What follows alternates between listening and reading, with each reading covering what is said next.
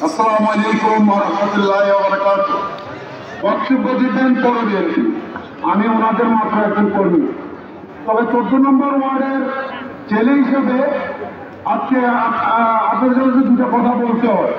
এখানে আমাদের মঞ্চ উপস্থিত আছেন লক্ষ্মীপুর পৌর বিএনপির সম্মানিত সদস্য সচিব এবং অন্যান্য নেতৃবৃন্দ আসেন। আমরা তো আমি সমর্থকের যেহেতু আমার সময় কম,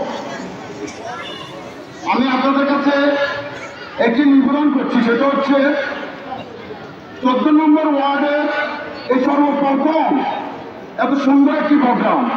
এই প্রোগ্রামের জন্য কি আমরা হাততালির মাধ্যমে ওনাদেরকে ধন্যবাদ জানাতে পারি না? হাততালি ধন্যবাদ জানাই। 14 নম্বর ওয়ার্ডবাসী দেখেছে, অন্যান্য সংগঠন অনেকদিন দেখেছ, 14 নম্বর ওয়ার্ড কিন্তু অনেক কিছু দেখা নেই। তোমরা অনেক চোখ দেখিয়েছ আমাদেরকে। 14 নম্বর ওয়ার্ড আজকে আমাদের দেখাচ্ছে যে আমরা রাজপথে আছি, ছিলাম এবং থাকবো।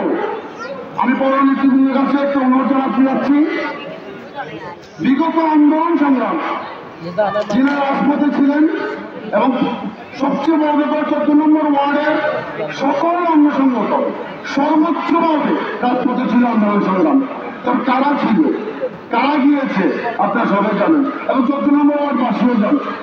আজকের এই সময় এসে যারা জেল জুলুম নির্যাতন ভোগ করেছে, এই দলের জন্য আমরা বিএনপি হয়ে, আমরা বিএনপি সংগঠন করে কৃতজ্ঞতার মাধ্যমে তাদেরকে আবারও সামনে আগামী আমরা আশা করি।